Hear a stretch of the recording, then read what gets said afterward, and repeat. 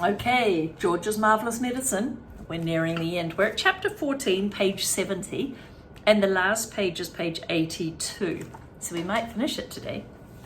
But the next chapter is called Marvellous Medicine number 4. So I'm curious as to whether this is going to be the successful one. Back in the kitchen once again, George and Mr. Cranky watched him George, with Mr. Cranky watching anxiously, tipped half a pint of engine oil and some antifreeze into the giant saucepan. Boil it up again. Boil it, stir it. George did just that. You'll never get it right, said Mrs. Cranky. Don't forget you don't have the same things that you've got, not even the same amounts. How can you possibly do that? That's true. When you're making a cake or something, you can't just put everything in. You have to measure it, don't you? You keep out of this, said Mr. Cranky. We're doing fine. We've got it this time. You'll see. This was George's Marvellous Medicine number 4. And when it had boiled a couple of minutes, George once again carried a capful out to the yard. Mr. Cranky ran after him. You're going to have some strange chickens around here if you go on like this, Mrs. Cranky said. Come on, George, give a spoonful to that one over there. He pointed to a little brown hen. George knelt down, handed out the spoon with the new medicine. Chick, chick, chick. Try some of this. The brown hen walked over and looked at the spoon, and it went peck. Oh, it said. Then a funny whistle noise came out of its beak. Watch it grow, said Mr. Cranky. Don't be too sure, said Mrs. Cranky. Why is it whistling like that? Shush, give it a chance. They stood there, staring at the brown hen. It's getting smaller, said George. Look, Dad, it's shrinking. And indeed, it was shrinking. In less than a minute, the hen had shrunk so much that it was no bigger than a newly hatched chick. Have you ever seen a chick? It's little. It looked ridiculous. That was one chapter. Look, one chapter is just one page, 2 pages. Because that's all that happened in Marvellous Medicine number 4. Goodbye, Grandma. Of course, Grandma is still huge and lanky. Look. So maybe, do you think medicine number 4 could help her? What do you think? There's still something you've left out, said Mr. Cranky. I can't think what it could be, George said. Give it up, said Mrs. Cranky. Pack it in. You'll never get it right. Mr. Cranky looked very forlorn. It's quite sad. George looked pretty fed up too. He was still kneeling on the ground with the spoon in one hand and the cupful of medicine in the other. The ridiculous tiny brown hen was walking slowly away. At that point, Grandma came striding into the yard from her enormous height. Remember, she's living in the barn. She glared down at the 3 people below her and she shouted, What's going on around here? Nobody's brought me my morning cup of tea. It's bad enough having to sleep in the yard with the rats and the mice, but I'll be blowed if I'm going to starve as well. No tea, no eggs, no bacon, no buttered toast. Oh, I'm sorry, Mother, said Mrs. Cranky. We've been terribly busy. I'll get you that right away. Let George get it, lazy little boy, Grandma shouted. Just then the old woman spotted the cup in George's hand. She bent down and peered into it. She saw that it was full of brown liquid, and she thought it was tea.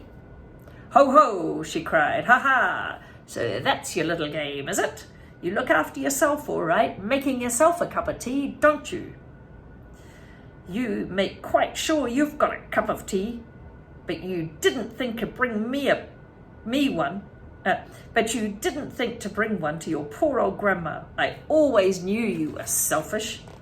No, Grandma, this isn't. Don't lie to me, boy, said the enormous lady. Pass it up to me this minute. Oh, so is it really a cup of tea that she's just snatched out of his hand?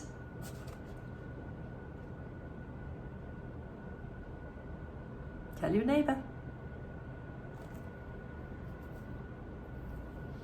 3, 2, 1.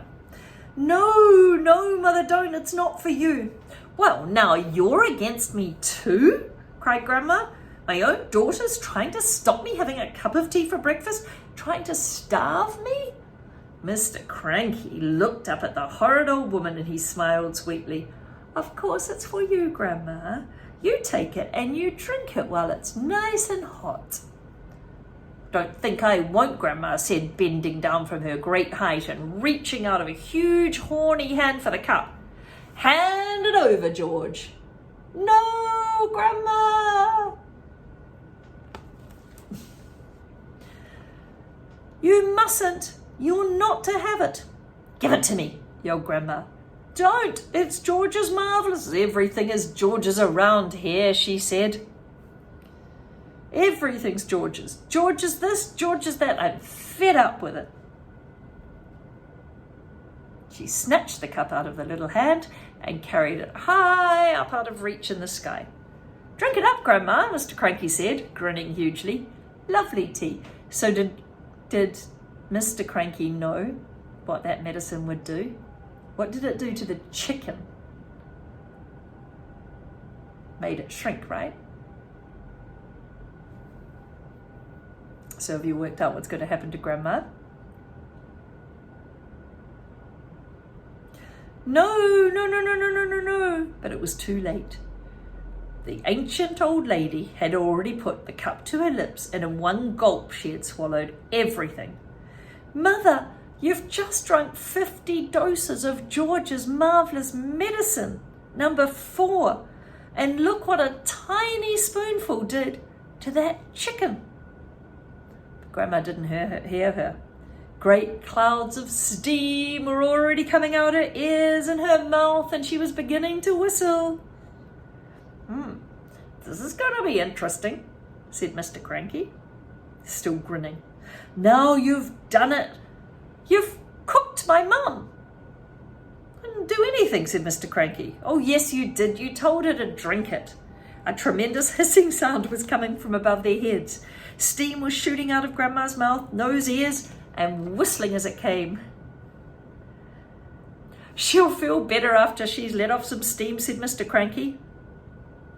She's gonna blow up, they said. Her boiler's gonna burst. Stand back.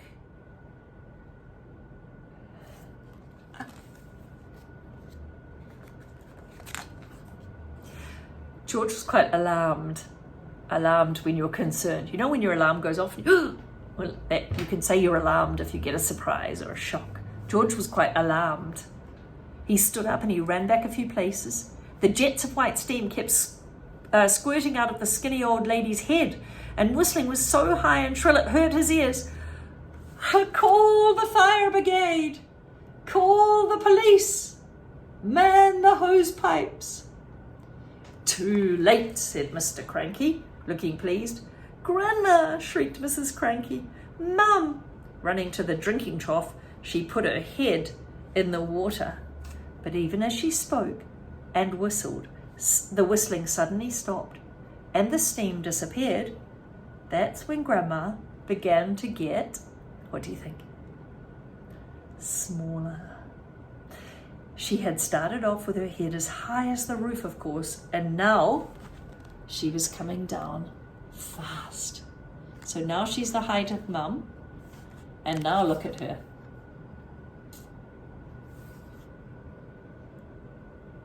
And now look. She's in Mummy's hand.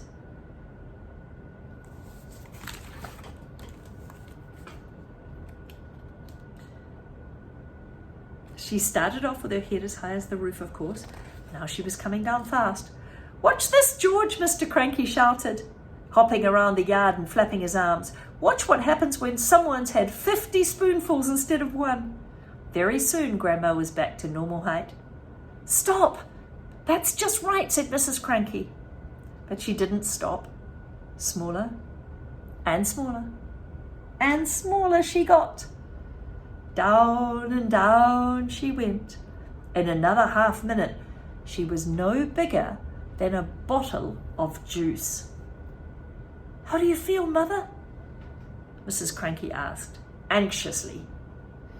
Grandma's tiny face still bore the same foul and furious expression she had always had. Her eyes, no bigger now than little keyholes, was blazing with anger. How do you feel? How do I feel? How do you think I feel? How would you feel if you'd been a glorious giant 1 minute and suddenly you're a teeny tiny person? She's still going, said Mr. Cranky gleefully. She's still getting smaller. And by golly, she was getting smaller. When she was no bigger than half a pencil, Mrs. Cranky made a grab for her. She held her in her hands and she cried, "How do we stop getting her smaller still?" "You can't. She's had 50 times the right amount. I must stop her. We can't see her like this. Catch hold of her at each end and we'll pull her." But then Grandma was the size of a matchstick and still shrinking fast like a toothpick. The moment later, she was no bigger than a pin, then a pumpkin seed, then, here we go, you can look at the pictures and see what. I like the way the author's done the pictures and then the writing next to it. Can you see where she's the size of a toothpick? They say a matchstick in this book. And then a pumpkin seed, and then disappeared. "Where is she?" cried Mrs. Cranky. "I've lost her."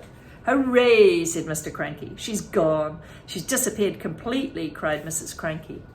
"That's what happens to you if you're grumpy and bad-tempered," said Mr. Cranky. "Great medicine of yours, George." George didn't know what to think.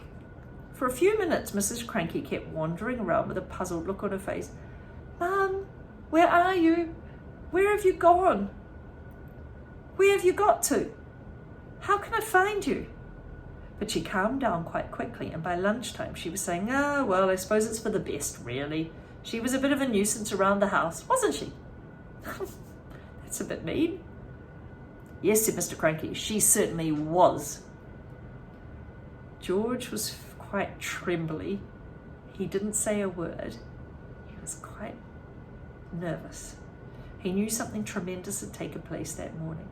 For a few moments, he had touched with the very tips of his fingers the edge of a magic world. Oh, I like the way that ended. Sometimes the bad characters in a story end up, something bad happens to them. And she was really nasty. But you know what I like about that story? It can't possibly be true. It's magical. And I also like the way the author described everything so carefully. She didn't just get taller. He took a whole page to describe how she got taller and taller. I really liked it. They had lots of adjectives and lots of emotions, and we knew that George was quite anxious about it. Daddy didn't care, and Mum was really sad. So all the characters had different feelings. This is a great book. I hope you enjoyed George's Marvellous Medicine. Maybe if you liked it, you can try and get it out of the library or ask your mum and dad to get this book for you from the public library and you can read it again yourself. I hope you enjoyed it.